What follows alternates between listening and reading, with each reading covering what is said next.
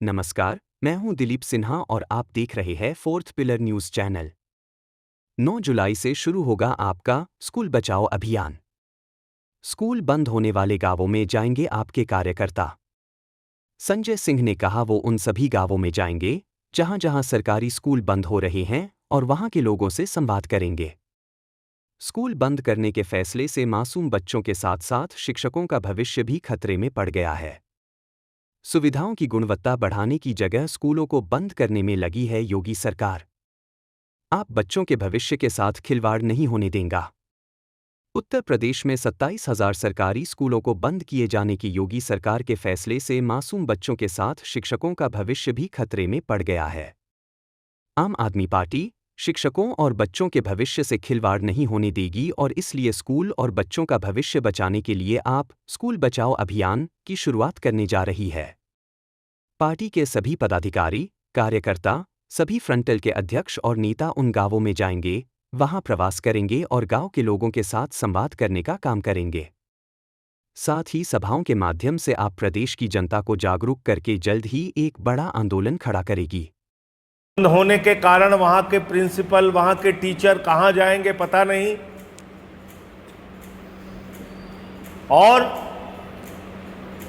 उत्तर प्रदेश के मासूम बच्चों का भविष्य जानबूझकर अंधकार में डालने का यह काम हो रहा है। जो देश का राइट टू एजुकेशन एक्ट है, वो एक्ट साफ तौर पे कहता है कि 1 किलोमीटर की परिधि में स्कूल होना चाहिए। 1 किलोमीटर से ज्यादा दूरी किसी बच्चे को ना तय करनी पड़े, इसलिए 1 किलोमीटर के दायरे के अंदर स्कूल होना चाहिए। ये देश का राइट टू एजुकेशन एक्ट यानी कि शिक्षा के अधिकार का कानून कहता है, और खुलेआम धज्जियां उड़ाई जा रही हैं। खुलेआम उत्तर प्रदेश में इस कानून की धज्जियां उड़ाई जा रही हैं। इतना ही नहीं, मेरठ के अंदर, और यह भी साफ तौर पे लिखा हुआ है कि कहीं भी रेलवे क्रॉसिंग पार करके बच्चों को जाना पड़े, ऐसा नहीं होना चाहिए। मेरठ के अंदर एक स्कूल बंद किया गया और दूसरे स्कूल में कहा गया कि ये स्कूल अब यहां नहीं वहां चलेगा, और वो स्कूल क्रॉसिंग पार करके है, रेलवे की क्रॉसिंग पार करके है।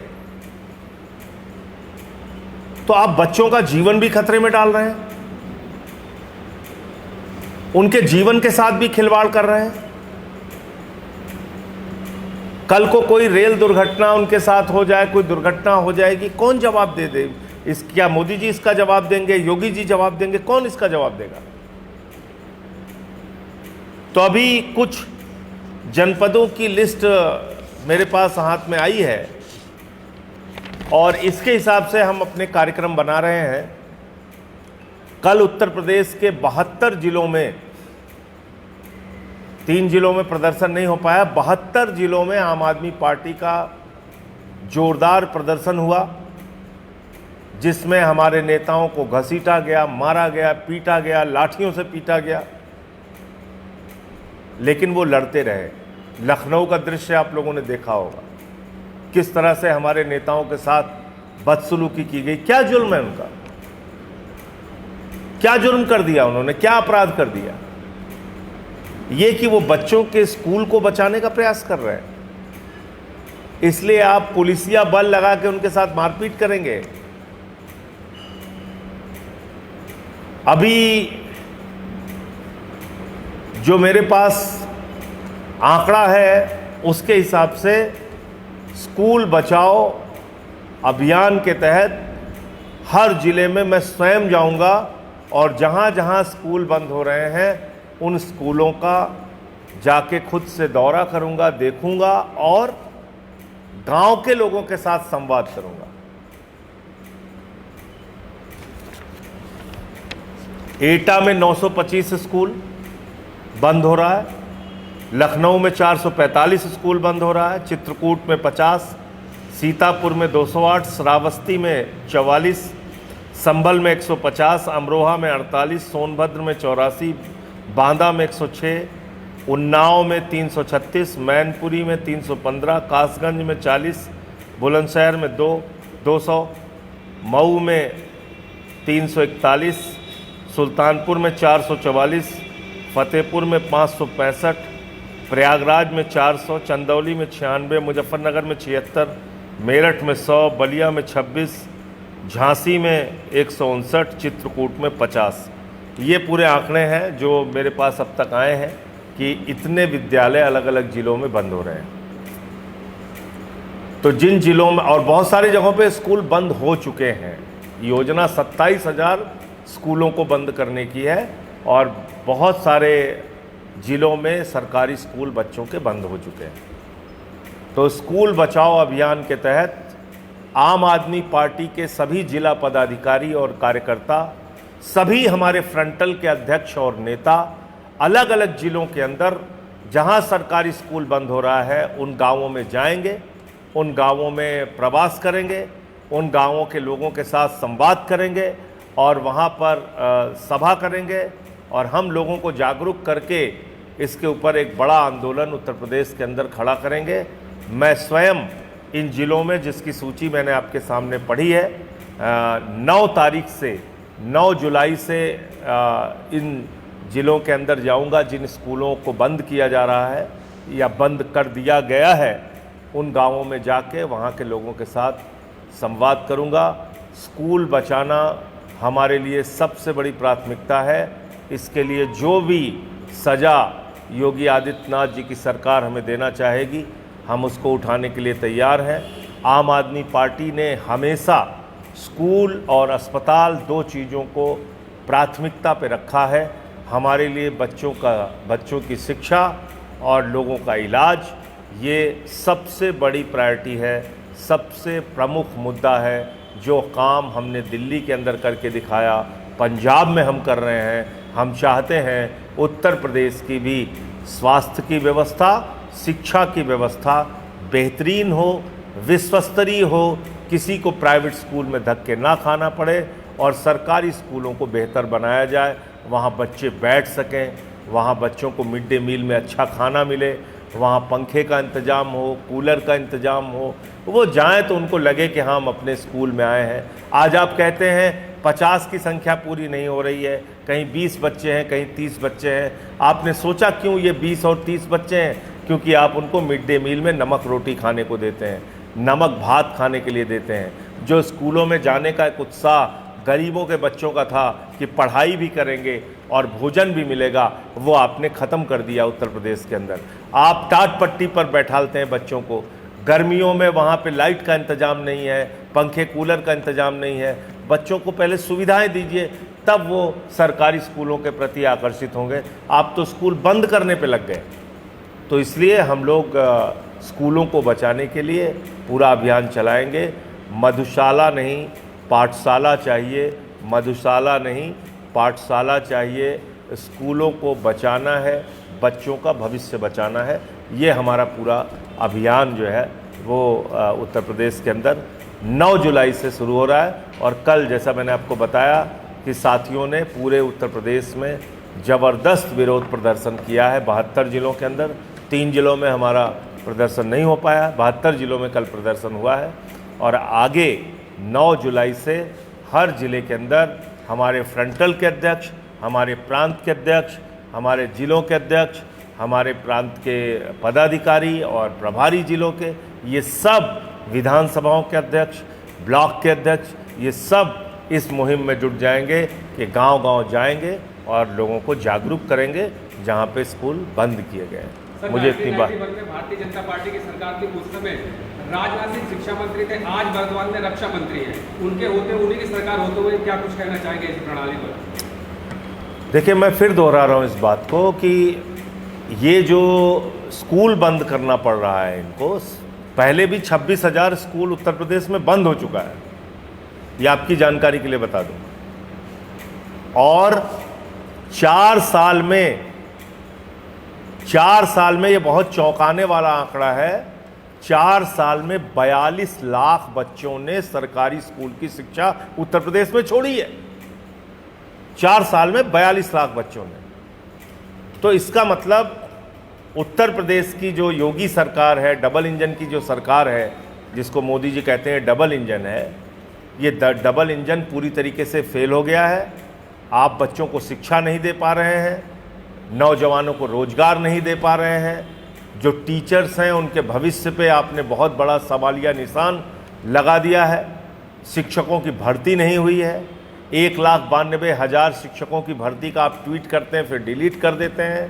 प्रयागराज में छात्रों का आंदोलन चल रहा है, वो शिक्षकों की भर्ती की मांग कर रहे हैं। तमाम चीज़ें हो रही हैं पूरे प्रदेश के अंदर, लेकिन सरकार है कि कुंभकर्ण की नींद में सो रही है, क्योंकि उनको मालूम है कि उनको हिंदू मुसलमान के नाम पे, जाति धर्म के झगड़े के नाम पे वोट तो आराम से मिल जाएगा। तो इसलिए वो इस काम को कर रहे हैं और साथ ही साथ प्रदेश का माहौल बिगाड़ने का काम कर रहे हैं।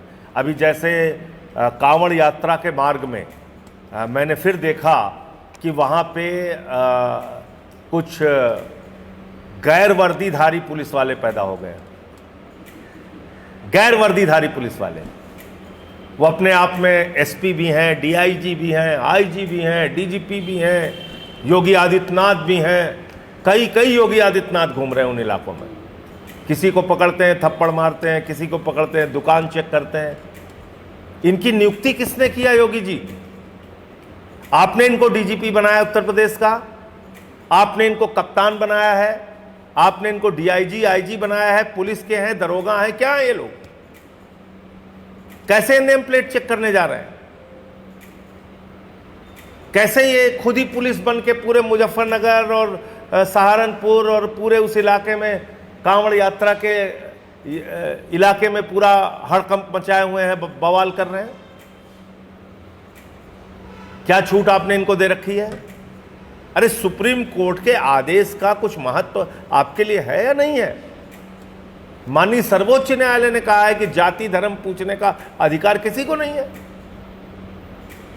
मुझे मालूम है बात आप कर रहे हो हिंदू मुसलमान की, लेकिन अभी कोई वाल्मीकि ढाबा लिख लेगा, जाटो ढाबा लिख लेगा, निषाद ढाबा लिख लेगा, कोई लिख लेगा, आप खाने नहीं जाओगे आपके लोग वहां पे, मुझे मालूम है।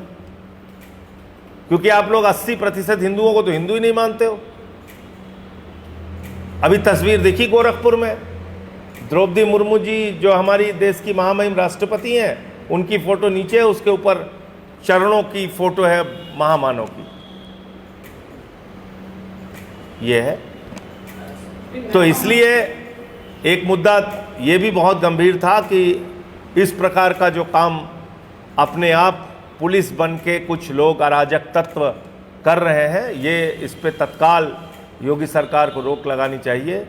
और इस तरह से किसी को छूट देने के लिए हमारा ना तो संविधान इजाज़त देता है, ना सुप्रीम कोर्ट।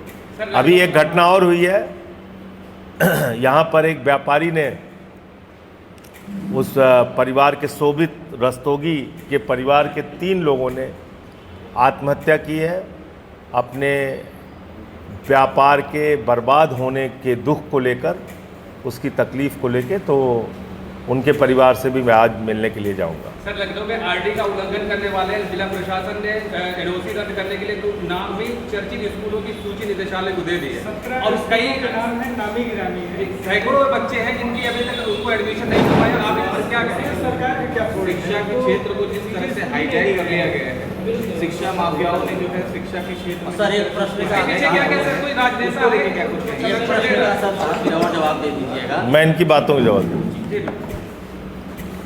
देखिए, ऐसा क्यों हो रहा है?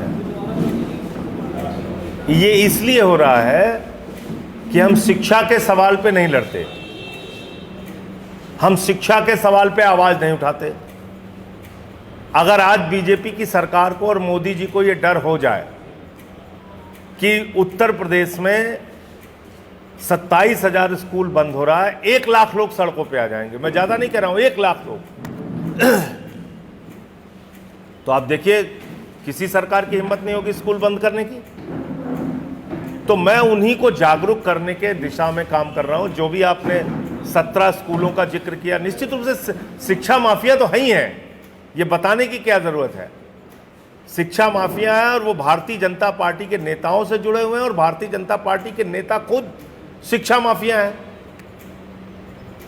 भारतीय जनता पार्टी के नेता खुद शिक्षा माफिया हैं। तो वो क्यों चाहेंगे कि सरकारी स्कूल चलता रहे?